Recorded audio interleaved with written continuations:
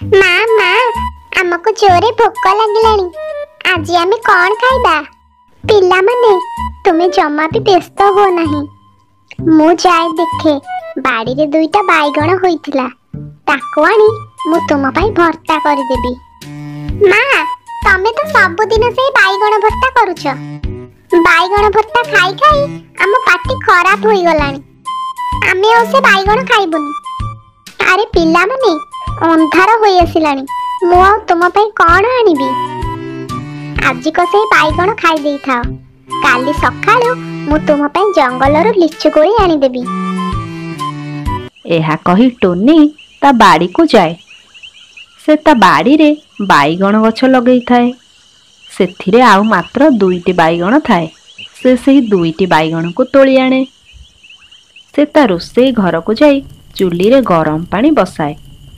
ଆଉ ସେ ବାଇଗଣକୁ ଯେମିତି ସେ ପାଣିରେ ପକାଏ, ସେଥିରୁ ଗୋଟିଏ ବାଇଗଣ ପାଟି କରି ଚିତ୍କାର କରି ଉଠେ, ଆଲୋ ବୋଉଲୋ ପୋଡ଼ିଗଲି ଲୋ ପୋଡ଼ିଗଲି, ବଞ୍ଚା ମତେ। ଏ ଚଢ଼େଇ ଦେଖୁଛୁ କଣ? ବାହାର କର ମତେ ଏ ପାଣିରୁ, ମୋ ଦେହ ତାତି ଯାଉଛି। ଏହା ଦେଖି ଟୁନି ସେ ବାଇଗଣକୁ ପାଣିରୁ କାଢ଼ିଦିଏ। ଆରେ ପିଲାମାନେ ଆସ ଦେଖିବ, ଆମ ଘରକୁ ଯାଦୁଇ ବାଇଗଣ ଆସିଛି। ଆମେ ତାକୁ ଯାହା ମାଗିବା ସେ ଆମକୁ ଦେବ। ମାଗ ପିଲାମାନେ, ଯାହା ମାଗିବା କଥା ମାଗ। ଆରେ ଚୁପ୍ କର, ମୁଁ କୌଣସି ଯାଦୁଇ ବାଇଗଣ ନୁହେଁ, ମୁଁ ହେଉଛି ଏକ ପରୀ। କଣ ହେଲା? ପରୀ? ହେଲେ ତୁମେ ବାଇଗଣ ଭିତରେ କେମିତି ପଶିଲ? ଆରେ ସେ ତ ବହୁତ ବଡ଼ କାହାଣୀ। ଏକ ଅସୁରୁଣୀ ମତେ ୟା ଭିତରେ ବନ୍ଦୀ କରିଦେଇଛି। କଣ କହିଲ? ଅସୁରୁଣୀ? ହଁ, ଏଇ କିଛି ଦିନ ତଳର କଥା। ଦିନେ ସନ୍ଧ୍ୟାରେ ମୁଁ ଆକାଶରେ ବୁଲୁଥିଲି। ହଠାତ୍ ତଳକୁ ଦେଖେ ତ ଏକ ସୁନ୍ଦର ଝିଲିମିଲି ଜଙ୍ଗଲଟେ ଦେଖିଲି। ମୁଁ ସେ ଜଙ୍ଗଲକୁ ଆସି ବହୁତ ଫୁଲ ଫଳ ଦେଖି ଆକର୍ଷିତ ହୋଇଗଲି। ଆଉ ମୁଁ ଏକ ଫୁଲ ତୋଳିବାକୁ ଯେମିତି ଯାଇଛି, ସେ ଅସୁରୁଣୀ କେଉଁଠି ଥିଲା କେଜାଣି ମୋ ହାତକୁ ଆସି ଝାମ୍ପି ଧରିଲା, ଆଉ ମୋତେ ଖାଇବ ବୋଲି କହିଲା। ମୁଁ ତା ପାଖରୁ ଛାଟି ପିଟି ହୋଇ ଚାଲି ଆସିଲି, କିନ୍ତୁ ମୋ ଯାଦୁର ବାଡ଼ି ସେହି ଜଙ୍ଗଲ ଭିତରେ ପଡ଼ିଗଲା। ମୁଁ ଯୁଆଡ଼େ ବି ଜୀବନ ବଞ୍ଚେଇ ଦୌଡ଼ିଗଲି, ସେ ଅସୁରୁଣୀ ମୋ ପିଛା ଛାଡ଼ିଲାନି। ଶେଷରେ ତୁମରି ବାଇଗଣ ବଗିଚାରେ ଏଇ ବାଇଗଣରେ ମୁଁ ପଶିଗଲି। ଆଉ ସେ ଅସୁରୁଣୀ ମୋତେ ସେଠାରେ ନ ପାଇ ବହୁତ ଜୋରରେ ରାଗିଗଲା, ଆଉ ସବୁ ବାଇଗଣ ଗଛକୁ ବନ୍ଦୀ କରିଦେଲା। ସେଇ ଦିନଠାରୁ ମୁଁ ସେଥିରେ ବନ୍ଦୀ ହୋଇଥିଲି। ତୁମେ ସବୁବେଳେ ବାଇଗଣ ଆଣିବାକୁ ଯାଅ, ହେଲେ ମୋତେ ଜମା ବି ଆଣ ନାହିଁ।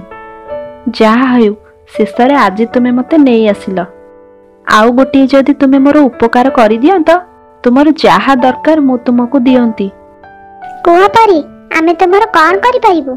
ତୁମେ ସେହି ଅସୁରୁଣୀର ଜଙ୍ଗଲକୁ ଯାଇ ଯଦି ସେହି ଯାଦୁର ବାଡ଼ିଟା ନେଇ ଆସନ୍ତ, ସେହି ଯାଦୁର ବାଡ଼ି ମୋ ଦେହରେ ଲଗେଇଲେ ମୁଁ ବନ୍ଦୀରୁ ମୁକ୍ତ ହୋଇଯିବି। ହେଲେ ଆମେ ଯଦି ସେଠାକୁ ଯାଉ ଆଉ ସେ ଅସୁରୁଣୀ ଆମକୁ ବନ୍ଦୀ କରିଦିଏ? ତେବେ ଠିକ୍ ଅଛି ଚଢ଼େଇ, ଶୁଣ, ତୁମେ ସେଠାକୁ ଏକା ନ ଯାଇ ମୋତେ ବି ତୁମ ସାଙ୍ଗରେ ନେଇଯାଅ। କାହିଁକି ନା ମୁଁ ହିଁ ଜାଣିଛି ସେ ବାଡ଼ି କେଉଁଠି ପଡ଼ିଛି। ସେ ବାଡ଼ି ପାଖରେ ପହଞ୍ଚିଗଲେ ତୁମେ ମୋତେ ତା ଉପରେ ପକେଇଦବ। ତାପରେ ଟୁନି ସେ ବାଇଗଣକୁ ନେଇ ଅସୁରୁଣୀର ବଗିଚାକୁ ଯାଏ, ଆଉ ସେଠାରେ ପରୀ ତା ବାଡ଼ିକୁ ଖୋଜି ପାଏ। ଟୁନି ବାଇଗଣକୁ ଯେମିତି ତା ଉପରେ ପକେଇ ଦିଏ, ପରୀ ସଙ୍ଗେ ସଙ୍ଗେ ସେ ବାଇଗଣରୁ ମୁକ୍ତ ହୋଇଯାଏ। ଆଉ ପରୀ ତା ବାଡ଼ି ସାହାଯ୍ୟରେ ଅସୁରୁଣୀକୁ ମାରିଦିଏ।